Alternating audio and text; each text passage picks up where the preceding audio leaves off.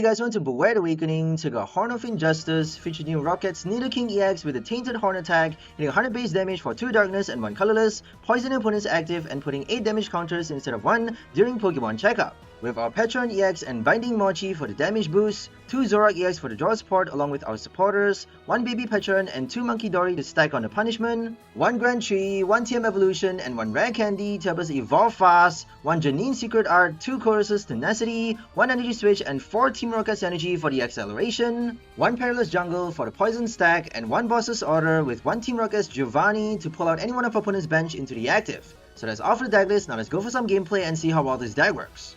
Okay, let's go for our first game with Horn of Injustice. Got Nidoking in Standard. And EX. Who would have thought that Nidoking finally gets an EX? A rule box classic. Okay, so we got our Pecharunt in the active. This was an unfortunate game because we were playing the Team Rocket's Ball, so eventually we cut that out for more Nest Ball and Poffin, just because that card is pretty trash. And you know, it's kind of like Capturing Aroma. Do you guys remember that card? Capturing Aroma only for your Team Rocket's Pokemon, so it's kind of a worse version of that card.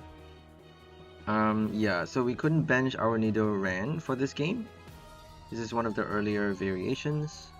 We only had 2 Nest Ball if I'm not mistaken, and 2 Team Rocket's Ball with 4 Poffin. So now we have 4 Nest Ball and scrap all that one. We had, I think at some point we had 3 Ultra Ball and 3 Nest Ball, but eventually we removed the Ultra, one of the Ultra for an extra Nidoking, and then now instead of the extra Nidoking we got Cyrano. So Cyrano actually helps you search for your Zorua as well, including your Pecharunt EX for the free switch.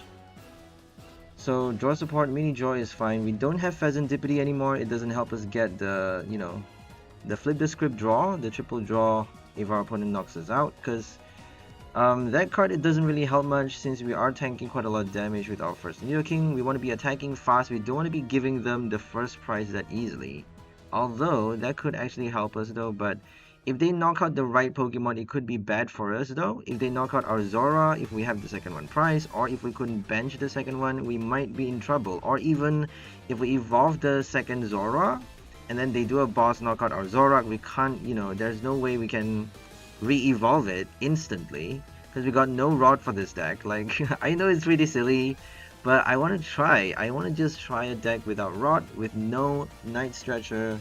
You guys are welcome to just modify the list and, you know, add stuff. But yeah, I think we have enough supporters to warrant not playing a rod for this deck. We have enough copies of our attackers and also Munkidori. Thing is, if they knock out your Nidoking, if you have the second one prize though, yeah, I feel like maybe we need to factor in a stretcher back. I don't know. Maybe that was the reason why we played 3 copies of the EX, or the stage 2 EX. So they're doing Ho-Oh with Lilligant. So they got a grass firebox sort of thing going on, which is pretty cool. They got Venusaur for the extra recovery as well. I feel like it could be a one-off though. I don't think they are focusing on that as the main attacker, because it is a stage 2 and they can actually, the good fun thing about box is that you got a lot in your arsenal. You can choose to attack with a Ho-Oh, you can choose to attack with Typhlosion if you get it in your hand, if you can evolve it fast enough. If you can't, you're probably going to get some other attackers in play. So they got the Cyndaquil ready to evolve and use the ability to search for Ethan's Adventure. Searching for 3 in any combination of your Ethan's Pokemon and basic Fire Energy. Which is sort of cool, but also like if you are searching for a basic, might as well just do Nest Ball and more vessels, right? So I don't know. If you get to search for Ethan's evolution Pokemon, I guess it would be pretty cool. Magcargo though. Ethan's Magcargo is so powerful. It's just insane. 350 damage. Like, that thing should be banned. I mean, that's way too strong, if you ask me. It's even stronger than Misty's Gyarados. Although Misty's Gyarados only requires 1 energy though, and yeah, I don't know which one's stronger, to be honest. Misty's Gyarados is kind of iffy because you might actually get a slow start until you get your Sacred Ash. It's not really that, you know, it's not guaranteed that you will get enough damage as well. Whereas with Magcargo, all you need is energies in your hand. All you need is your Max Rod or, what's the word again? Superior Energy Retrieval and the Evolution card in your hand. If you keep playing Ethan or Lana's Aid with the Superior, right, the Retrieval, you should be fine. All you need is 3 knockouts though. Like 3 KO is gonna win you the game, collect 6 prizes if you're up against an EX deck. So if you're up, you can even control how much energy you want to discard from the thing, which is a bit broken if you ask me. You're not required to discard all energy from the Magcargo. You can choose any amount and do 70x for each discarded energy.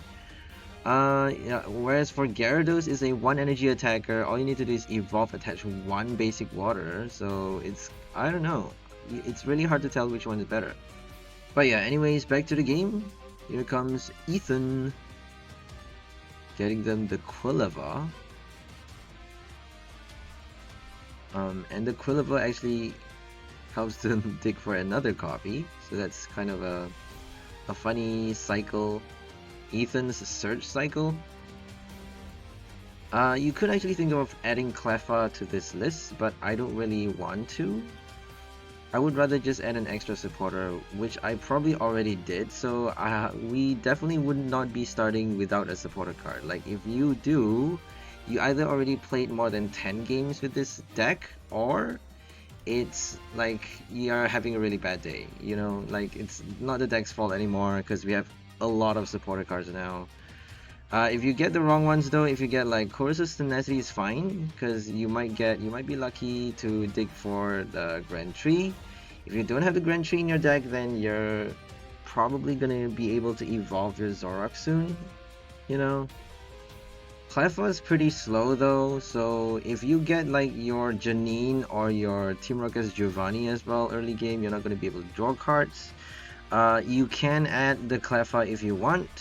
I'm just saying that I don't really want to, you know, because if they have like a Dragapult, you would need to add Shaman to the deck. You would need to add Rebsca, not Shaman. And Rebsca is a stage 1, which is really kind of impossible. If you don't play Rebsca, you're giving them a free prize, and then like Munkidori doesn't do anything. Having Munkidori against Dragapult when you have you know, when you have Cleffa in the deck as well, is kind of a sore eye of sorts, just because they get a free knockout. But then you get to transfer the 3 damage counters though. Like they have 6 damage counters, right? So it's still, you still get to do stuff with your Munkidori, I guess. But yeah, so we got our Nidorino in the active. We're drawing cards with Pheasant. We don't have Pheasant anymore, just a kind of reminder. We got our Rocket's Energy. Gonna draw even more with Trade, the new Chinchino. You guys remember Make Do Chinchino from Sword and Shield? Zoroark EX is actually, we used to have like the capital Zoroark EX with the same ability. Like I'm pretty sure everyone is hyper familiar with that card because that card was so broken and annoying back in the black and white era. Like while I was playing the game in expanded even, like everyone keeps spamming Zoroark EX. Oh my goodness, it's a nightmare. Like that card is a total nightmare. Surprising that Zoroark is not making top tier though, right? You would think it's actually a strong deck, but I don't think they can tank enough. It's probably the reason, because 280 HP with Rigid Band isn't really enough for you to do Resolute Flame on your next turn. And they can do a boss, avoid the knockout. They can do like, you know, Devo with spread. If they Devo spread, if they spread first before the Devo, then you can't really evolve your third Zoroark. You know what I mean? If you don't have a third one in play, or they wait for enough damage counters, they spread enough damage on the third one and then do the Devo at the last second, you know, they can easily just take out, you know, leave you with no attackers on the next turn, and then you're stuck doing nothing for one full turn, right? And if you do nothing for one full turn to get extra prizes, it's over.